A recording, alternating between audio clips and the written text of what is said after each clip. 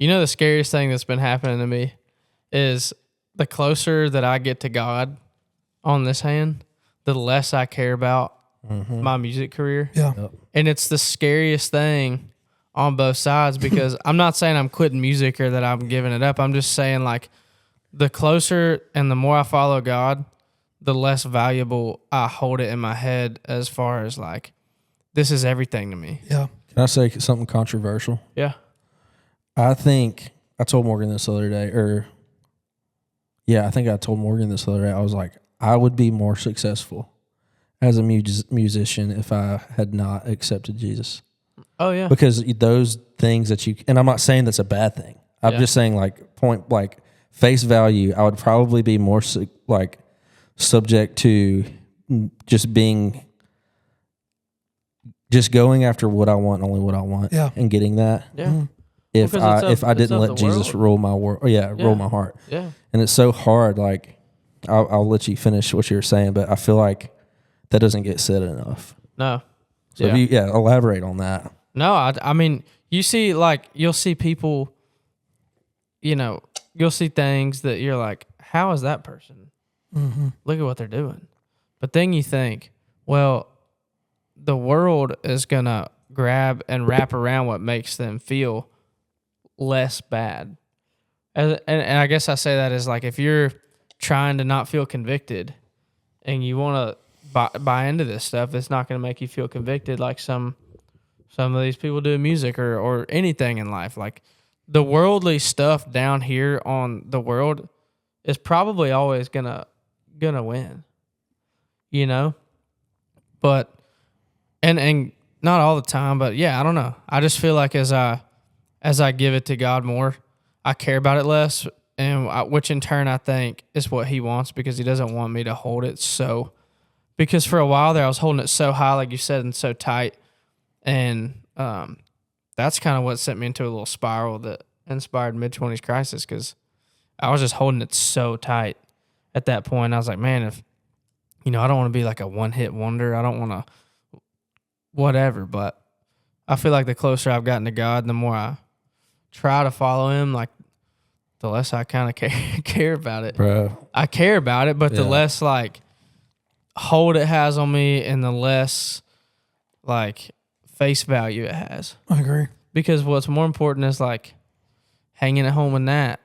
Like, today, I don't know. Yeah, it just feels, it's kind of cool, kind of scary at the same time, because I work hard for all this stuff, and I'm still going to, but yeah, like, if it got taken away tomorrow, I don't think I would be as upset as I used to would be. You're not walking up the doors wanting to kick them open. It's like, if God opens them, you walk through it. Yeah. If not, I think that's how it's go got to to another be. one. Yeah. Yeah. I mean, I feel like I've been living in that world for, like, the last year, ever since, like, the vocal stuff. Because, like, you talk about a mid-20s crisis, dude, that was a whole identity crisis that I had.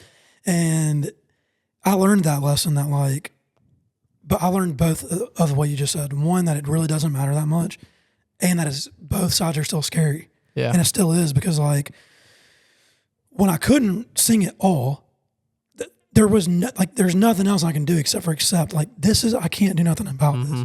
Dude, there was more peace in that than there was not. Yeah. It was like freeing to be like, I don't have to worry if this doesn't work at all, because I can't do anything about it, dude. Yeah. It sucked, and it made me upset, but at the same time, I was like, I can't do anything about it. And then two, made me realize, dude, no one cares. Mm-hmm. No one cares the rate that I care, which means it doesn't really matter that much. It doesn't matter more than my relationship with God. Yeah. It doesn't matter more than my relationship with my girlfriend or my family or my friends, which we've all experienced what it feels like to do the opposite. Yeah. And that sucks. So you lose friends or relationships or whatever. But then there is the scary part where it's like, okay, God, I get it. I know this isn't the most important thing. Mm-hmm. What do you want me to do with it? Because I still love it. Yeah. That's where I live now, where I'm like, it's so hard to balance the two, dude. It's so hard to balance, like, you're going to do what you want to with my dream. How do I not still, like, wake up every day and be stupidly ambitious and work so hard for it and not care at the same time if it does or doesn't happen? It's such a hard world to live in. Yeah, I think that's the hardest part is, like, I think sometimes people mistake, like, when you give it to God, like, all right, I'm just going to sit back. Like, I think you still like you're still good to like grind it out. I think he wants you to. I think he just doesn't want us to hold it so high that if it doesn't happen, it's on the throne of our heart. Yeah, exactly. I think he wants us to work hard and wants us to go out and chase it. It's like that story where they say the dude was like on his roof and it's flooding, and he's like, oh yeah, and the guy comes by in like a canoe, and he's like, hey, hop in. He's like, God's gonna save me. And then he sends another boat, and he's like, hey, hop in. He's like, God's gonna save me. And then he's like, all right. And then a helicopter comes. He's like, I'm good. God's got me. And then he dies and goes to heaven. He's like, what happened? He's like, I sent you a canoe, a boat, and a helicopter, and you didn't get on any of them. Yeah. You know? Yeah. But it is so hard. Me and Nat were talking today about like deciphering what is God's voice and what is not. Mm-hmm. And it's really just from knowing what is good and what is evil. Yeah. And anything evil or anything even that's like takes you to a worldly thing is probably not coming from God.